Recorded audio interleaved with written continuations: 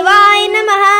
नमस्कार, आज मैं आपको हरिशयनी एकादशी पद्मा एकादशी के व्रत की पौराणिक कथा सुनाने जा रहा हूँ। कृपया इसे ध्यानपूर्वक सुने। शिव महापुराण के अनुसार दैत्यों का राजा दंभ विष्णु भक्त था। विवाह के कई वर्ष पश्चात भी जब उसके यह संतान नहीं हुई तो उसने शुक्राचार्य को अपना गुरु बनाकर श्री कृष्ण मंत्र प्राप्त किया।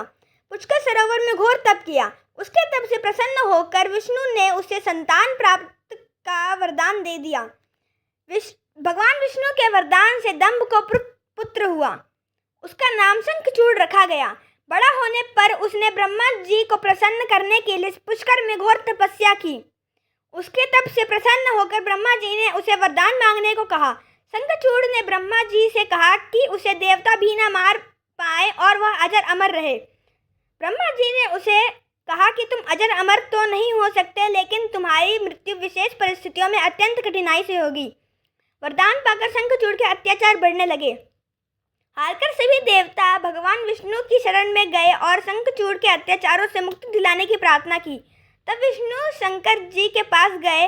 भगवान विष्णु की सहायता से भगवान शंकर ने शंखचूड़ का वध किया।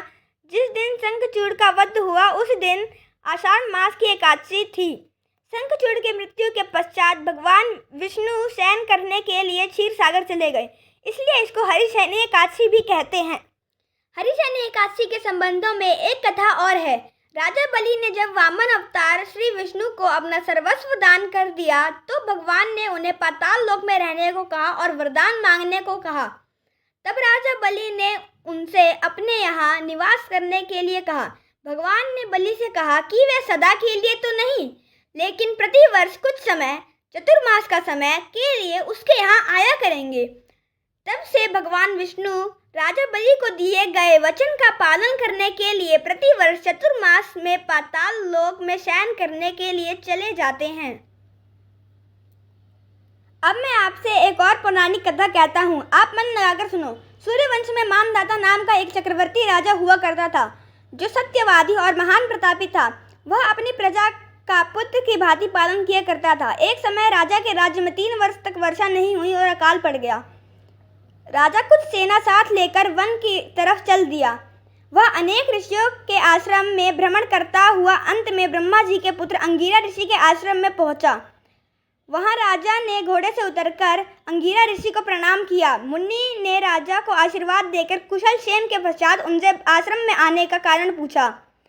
राजा ने हाथ जोड़कर विनीत भाव से कहा कि हे भगवान, सब प्रकार के धर्म पालन करने पर भी मेरे राज्य में अकाल पड़ गया है।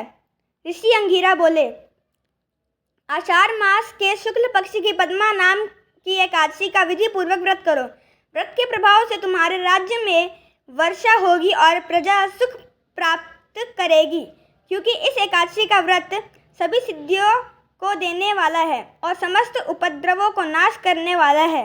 इस एकादशी का व्रत तुम प्रजा, सेवक तथा मंत्रियों सहित करो। मुनि के इस वचन को सुनकर राजा अपने नगर को वापस चला आया और उसने विधि पूर्वक पद्मा एकादशी का व्रत किया। उस व्रत के प्रभाव से वर्षा हुई और प्रजा को सुख पहुंचा। अतः आषाढ़ मास की एकादशी का व्रत सब मनुष्यों को करना चाहिए।